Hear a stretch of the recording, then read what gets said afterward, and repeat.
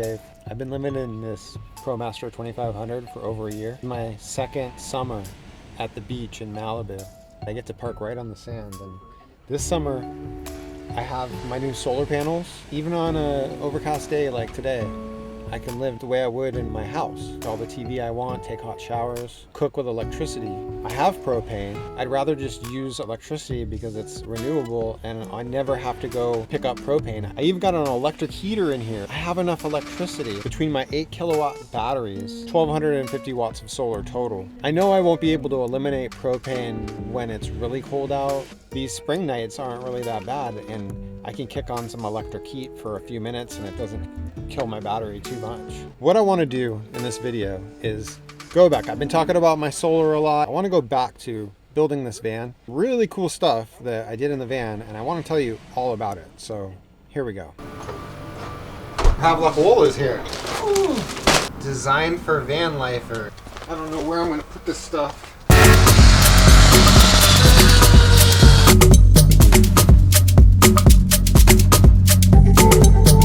I did the first test run of using the van. The heater ran the whole time. Still have 88.5% on the battery. It's been a success.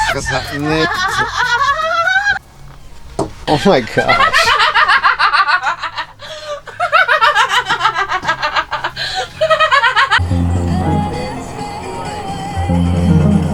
Do you have a carbon monoxide detector? On the way. So you have me in here now with everything running. Yeah. There's like little specks. It came that way. All dirty. It's like straight off the sheet. It's inside. Look at this. It's like straight out of the farm, kind of like twigs. And yeah.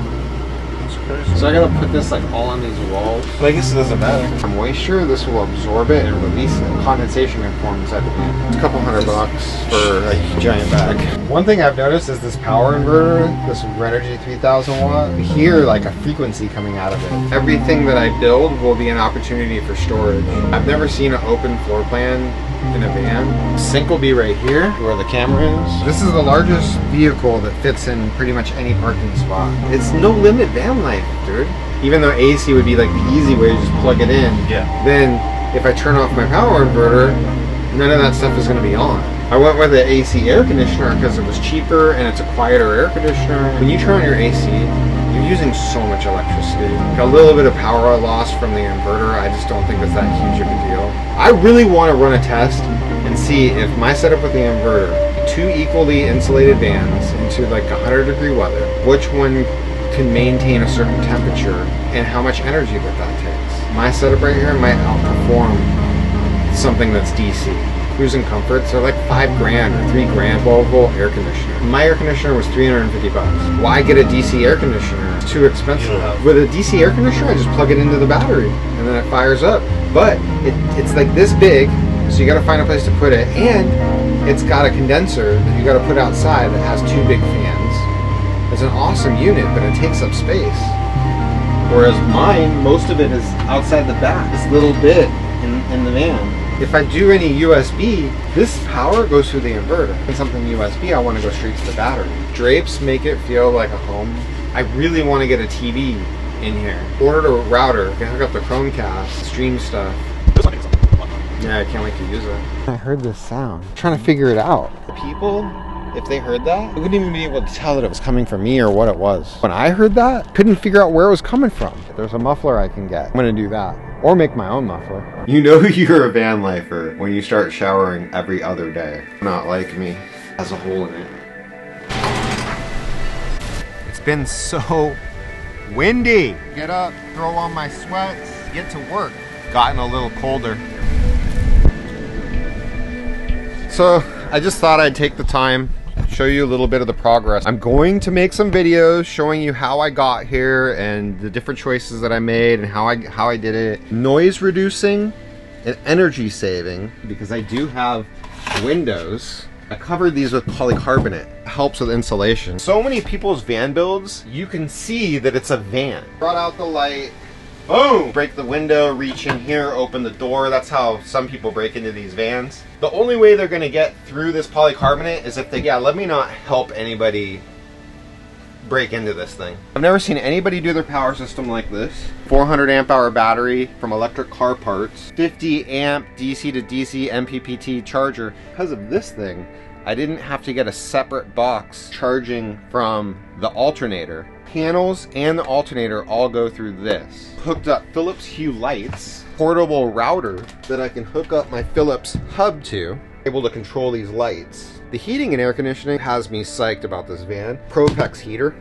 This thing's gonna be really quiet. There's a lot of things that you plug into your wall in your house that's actually DC. Philips Hue lighting is 24 volts, not 12 volts like my battery is over here. This is a 12 volt, 24 volt. Hook this up to my 12 volt battery, puts out 24 volts, up to 72 watts. Perfect for powering my 2 Philips Hue light strips. Windows here also. Not having windows on the sides, very insulated. Havelock wool, stuff these doors. Oh look, somebody's coming out of their car. When you get it, it's all dirty. New Zealand dirt in this stuff. After you cut it open, fluffs up. Crazy.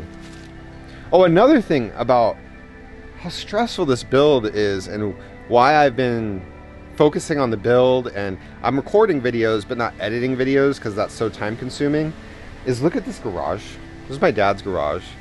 And I really appreciate him letting me use his tools and the garage and everything. Like, if it wasn't for my parents in this garage, I wouldn't be able to do this build. I mean, at least not the way that I have been, dialing stuff in and getting it the way I want it. I spend so much time trying to find stuff.